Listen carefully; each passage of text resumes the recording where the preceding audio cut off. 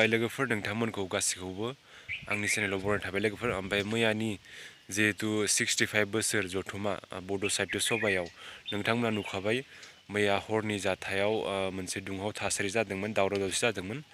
बेवहाय थारैनो आं जोबोर दुखु मोनदों लोगोफोर। जोंनि बर'नि जिहेतु बे गोथार सान आफाद नङा होनबा, बेवहाय गोबां गोदोर गोदोर मानसि फैनानै मेल मिटिं खुंनाय जायो। बेवहाय मैयानि हरखाब जाथायाव दुंहाव थासारि जादों होननानै खोनानो मोन्दों, दावराव दावसि।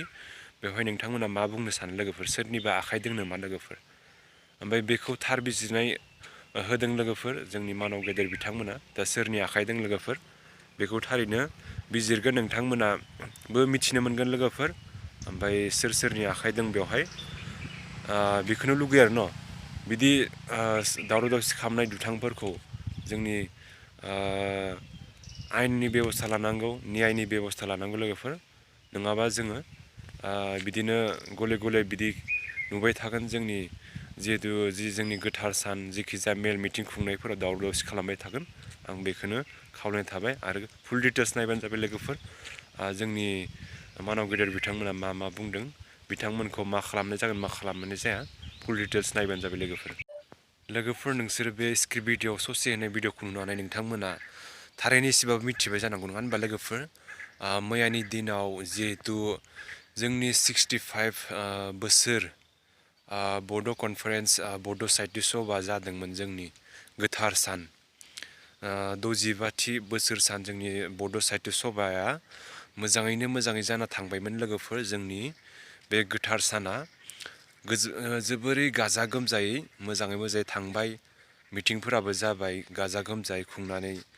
ओमफ्राय बेवहाय नोंथांमोना दा मैयानिफ्रायनो गोबां मोनसे भिडिअखौ नुबायदों नङा होनबा, जे जोंनि बे गोथार सानाव जोंनि सोरबाफोर दुथांफोरा फैनानै जोंनि बे 65थि बोसोर सान बे गोथार सानखौ जिहेतु बड' साहित्य सभा बयनिबो बर' हारिनि गोथार सानाव बे हरखाब जाथायाव फैनानै बिथांमोना बेवहाय दावराव दावसि खालामफैदों आरो बुलाय सुलाय खालामफैदों होननानै बुंदों। आरो बुलायदोंना बुलायाखै बेखौ मिथिया, गोरोन्थि जायोबा निमाहा बिनाय थाबाय लोगोफोर।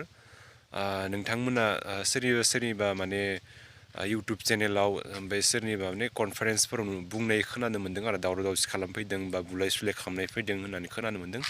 जोंनि मानगोनां दिपेन बर' बिथाङा आबसुनि प्रेसिडेन्ट बिथाङाबो बुंदों जे बुलाय सुलाय खालामफैदों ना मा होनदों आं मोजाङै बारा खोनानो मोनाखै, खिन्थु दावराव दावसि खालामफैदों होननानै बुंदों आरो ब्लेक कामान्डु बोरैबा मोखां सोखां खोबथेनानै फैनानै बिथांमोना माने जोंनि जिहेतु बे बड' साहित्य सभा 65थि बोसोर सान बेवहाय बिथांमोना फैनानै दावराव दावसि खालामफैनानै थांदों। दसेनो मथा मथि 100 जनसो ना बेसेजोन फैदो होननानै खोनानो मोन्दों आरो बिथांमोना।